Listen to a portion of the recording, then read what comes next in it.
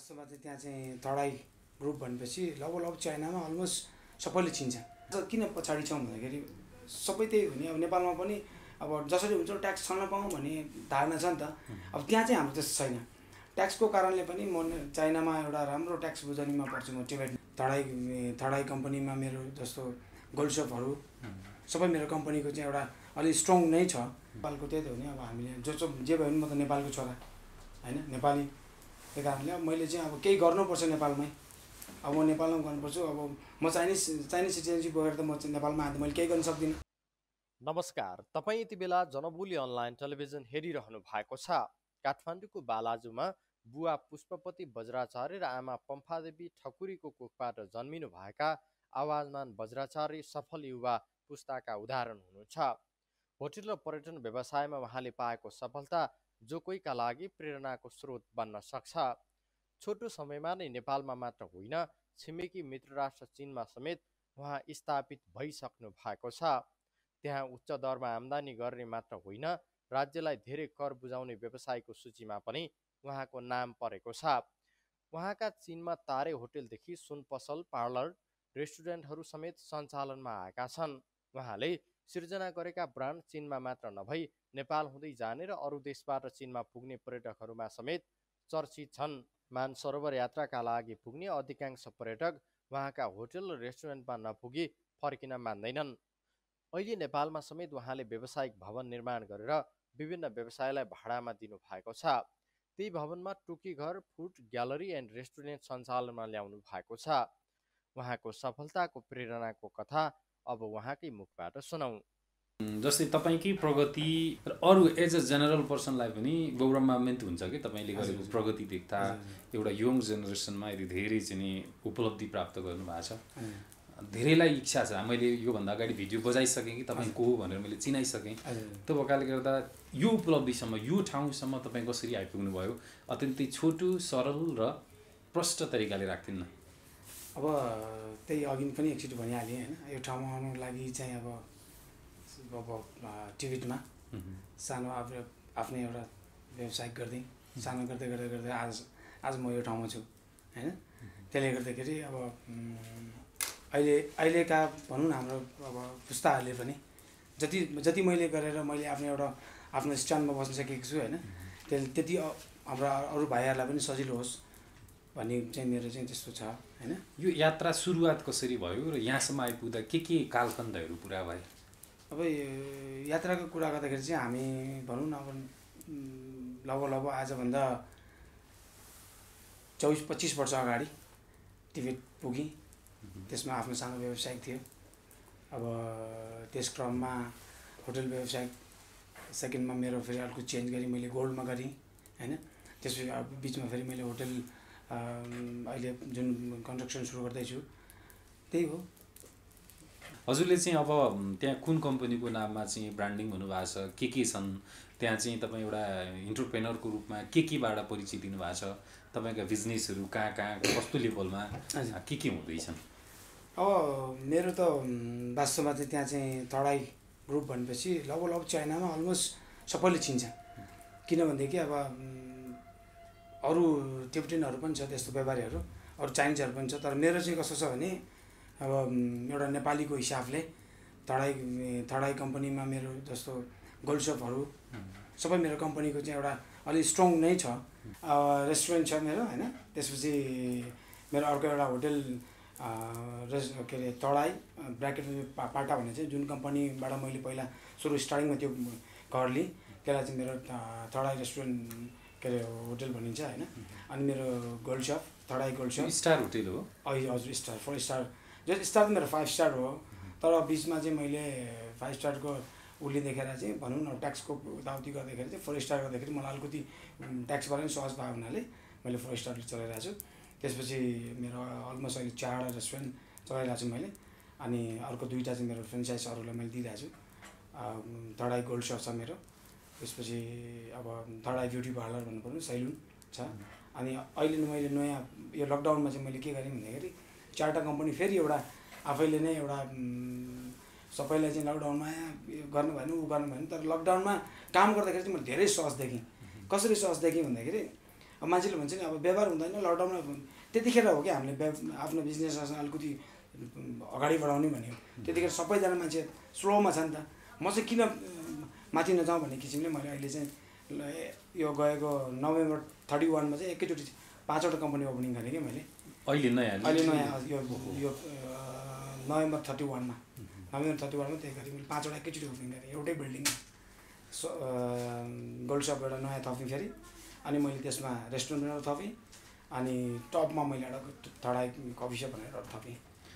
अरू स्लोमा गइरहेछन् यो बेला आफू द्रुत गतिमा कुद्न पाइन्छ भन्ने चाहिँ अझ सम्भावनाको समय हो भन्ने लाग्यो हजुरलाई? मलाई चाहिँ त्यो म पनि काठमाडौँमा पनि त्यही भन्छु म चाहिँ किनभने अब मान्छे कति प्रायः मान्छेले चाहिँ यो काम अहिले बिजनेस हुँदैन अब गर्न हुँदैन हामी घाटामा जान्छौँ भन्छ नि त्यो चाहिँ मान्छेको यो वास्तवमा सोच एकदम गलत हो मेरो हिसाबले चाहिँ किनभने मैले चाहिँ यो बेलामा हो त हामी देखाउनु पर्ने भने होइन जे गरे पनि यो बेलामा हो भन्ने किसिमले मैले अहिले टिबेटमा चाहिँ मैले 5वटा कम्पनी एकै दिनमा ओपनिङ गरेँ मैले। अब नेपालमा पनि मैले अर्को एउटा यो गर्दैछु अब प्लानिङमा छु जस्तो अब मेरो बिल्डिङमै एउटा खाली हुँदैछ त्यहाँ पनि एउटा मैले चाहिँ के ल्याउँ यसलाई कस्तो गर्दाखेरि होला भन्ने एउटा यही लकडाउनको बेलामै गर्छु म चाहिँ गर्नलाई चाहिँ फेरि म ठ्याक्कै यहीँ आउँदै थिएँ। तपाईँ चाहिँ झन्डै 2.5 दशक बाहिर बसेर बाहिर एउटा प्रोग्रेसमा पुगिसक्नु भएको मान्छे अहिले नेपालमा पनि हामी यहाँ जहाँ बसिरहेछौँ नेपालमा एउटा चर्चित ब्रान्ड बनाउन खोज्नु हुँदैछ। नेपालमा चाहिँ के कति इन्भेस्ट गर्ने कसरी जाने भन्ने प्लान बनाउनु भएको छ के छ अहिले? हजुर मैले चाहिँ यो जुन मैले अहिले टुकी घर भनेर एउटा जुन मेरो यो टीको ब्रान्ड छ नि मैले नेपालमा चाहिँ यो एउटा ब्रान्डमा चाहिँ म आफै नै लाग्छु भन्ने किसिमले नै भनिरहेको छु। अब लगानीको किसिमले भन्दाखेरि यसमा भनौँ न मेरो यो बिल्डिङमा पनि धेरै नै गरेको छु मैले होइन लगानी पनि छ। अब यसलाई चाहिँ मैले अब कसरी अगाडि बढाउँछु भन्ने यो 2-4 दिनमा पनि धेरै गरेँ क्या मैले आफूले म आएको त धेरै भएको छैन है यसलाई नै अब नयाँ एउटा फेरि अर्को एउटा चाहिँ ब्रान्ड बनाउँछु भन्ने किसिमले गरिरहेको छु मैले अघि पनि हजुरलाई राखेँ यो देशका लागि जो तपाईँको जन्मभूमि नेपालका लागि बाहिर बसेर काम गरेर जुन प्रगति गर्नुभएको छ देशका लागि र यो देशका जनताका लागि के गरेँ भन्ने लाग्छ के गर्नु भएको छ?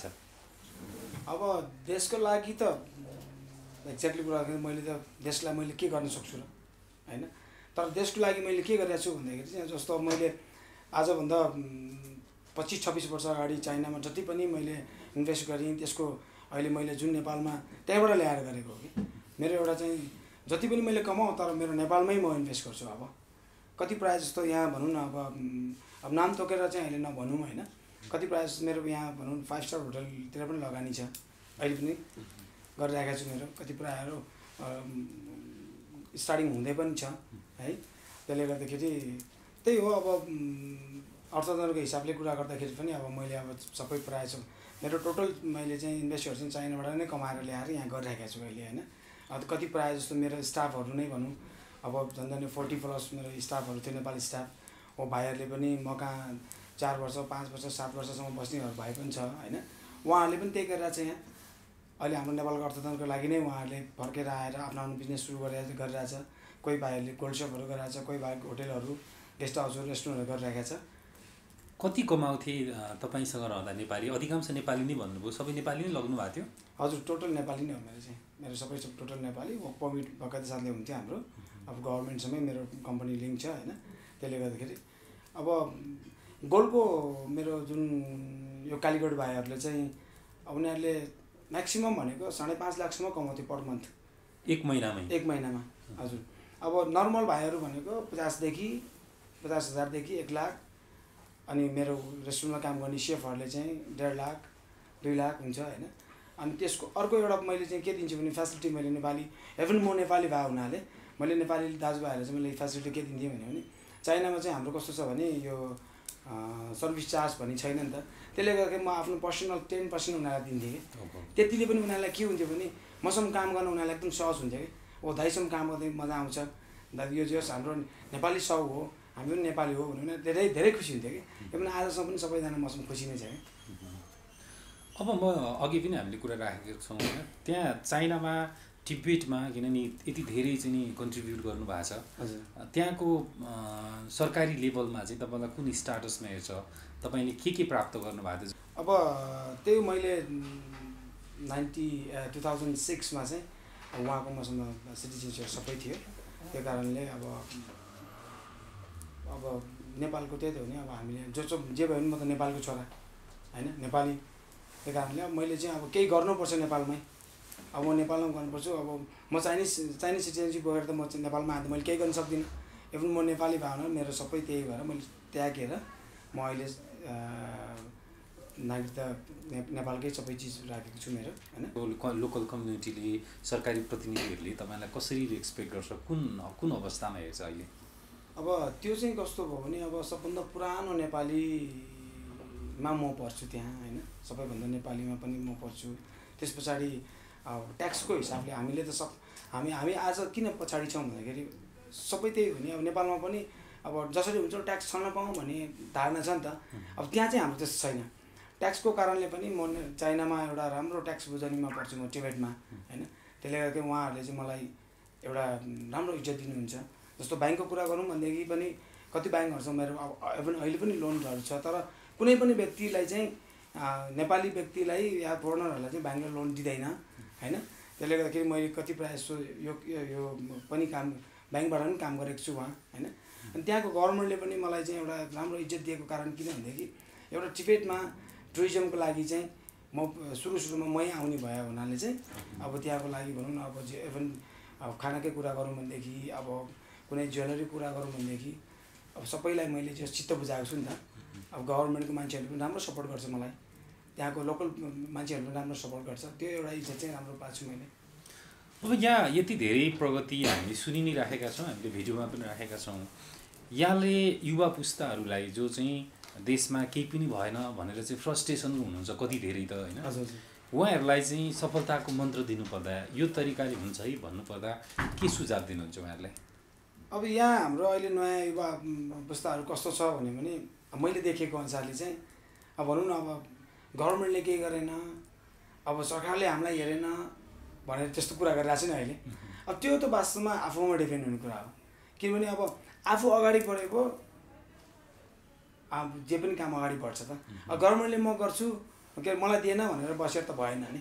त्यो कारणले जस्तो मैले चाहिँ अब चाइनामै गर्दाखेरि पनि होइन, मलाई चाइनाले गभर्मेन्टले मलाई दिनमा महिनाको 3-4 हजार मलाई फ्री दिएको छ, म त्यही पैसा खाएर बस्छु भने आज म यो ठाउँमा हुने थिइनँ होइन। त्यही भएर म चाहिँ अहिलेको हाम्रो दाजुभाइहरूलाई के भन्छु भनेदेखि आफू चाहिँ मेहनत गरेर खट्न सक्नुपर्छ। नेपालमा सब चिज छ, सबै चिज गर्नको लागि आफूमा भर पर्छ। अब नेपाल र चाइना जस्तै चाहिँ चीनले चाहिँ अत्यन्तै द्रुत गतिमा विकास गरेको देश भनेर चाहिँ विश्वले भन्छ र हामी नेपालीले पनि चमत्कारै गरौँ भनेर हरेक डे बाई डेका समाचार पनि पढिरहेछौँ। हो नै पनि अर्थतन्त्रमा विश्वको सबैभन्दा चमत्कार गर्ने देश नै हो। हजुरले के देख्नुहुन्छ त्यहाँका व्यवसायी, त्यहाँका जनता होइन, काम गर्ने शैली, हामी पछि हुनु र उनीहरू चाहिँ त्यति धेरै द्रुत गतिमा अगाडि बढ्नुमा के जस्तो लाग्छ? कति भिन्नता छ हामी र उनीहरूमा भन्ने लाग्छ? अब यसमा त धेरै भिन्नता देखाएको छु मैले। किनभने चाइनामा अब एउटा लेडीहरू पनि कामको लागि मेरो यो काम होइन है भन्ने छैन। त्यहाँ एउटा जो स्वास्नी मान्छेले पनि उहाँ चाहिँ जुत्ता पलिस गरेर बस्छ होइन। त्यो यहाँको चाहिँ कस्तो छ भने मैले यो जुत्ता पलिस गर्दाखेरि चाहिँ मेरो समाजले मलाई धिक्कार्छ, समाजले मलाई चाहिँ गर्छ भनेर सोच्ने त्यो दिमाग छ नि त हाम्रो नेपालमा त। जस्तो अब म इभन अब एउटा सानो मैले काम गरेँ भनेदेखि पनि हाम्रो नेपालमा चाहिँ फलाना त्यो सानो काम गरेर त्यो खत्तम भएछ भन्ने त्यो चाहिँ नि त्यो दिमाग हाम्रो नेपालीबाट हटाउनै पर्छ। आफूलाई अगाडि बढाउनलाई चाहिँ आफू स्पिड चाहिँ एउटा हामी हुनैपर्छ कि। अब क्विकली नै छैन यहाँ। अब के छ त, सबैजना चाहिँ ल अब यो काम गरौँ भने ल ठिक छ नि त भोलि गरौँला है भन्ने। तर चाइनामा त्यो छैन। चाइनामा के छ भनेदेखि हाम्रो चाहिँ अब कुनै पनि कामहरू एकदम फास्ट, म गभर्मेन्टको काम गर्न जाउँ एकदम तुरुन्तै रिजल्ट आइहाल्छ, 5 मिनटमा यो काम सिकिन्छ। अब यहीँ कहीँ जाउँ कहीँ गरौँ भन्यो भने दिनभरि बस्दा पनि काम हुँदैन होइन। अनि हाम्रो नेपालीहरू पनि त्यही हो, फेरि त्यो काम गर्नको लागि इच्छुकै छैन। त्यो कारणले पनि हामी धेरै पछाडि छौँ। अब यसको लागि त अबको पुस्ताहरूले चाहिँ होइन यो होइन है, अब हामीले चाहिँ यसरी काम गर्नुपर्छ। अब हामीले जसरी हुन्छ हामी त नेपाली हौँ, हाम्रो नेपाललाई चाहिँ अगाडि बढाउनुपर्छ भनेर चाहिँ हामी एकदम फास्टली चाहिँ हुनुपर्छ।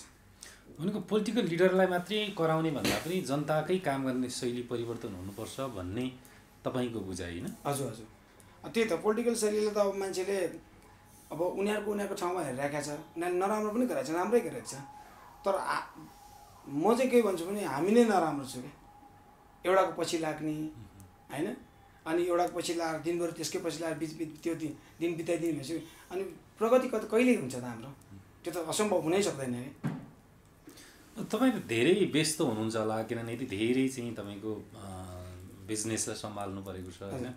तपाईँको बुझाइमा जीवन के हो भन्ने लाग्छ? जीवन मैले कसरी बिताएँ भने लगभग मैले अब बिजनेस स्टार्टिङ गरेको 30 वर्ष जति भइसक्यो होइन, जतिकै नागी पनि सकेको छ। त्यसमा जतिखेर पनि मैले चाहिँ के भने अब कसरी चाहिँ मैले मेरो आफ्नो स्टार्टर बढाउँ, मेरो बिजनेसलाई कसरी मैले चाहिँ गरौँ भन्ने मात्रै भयो।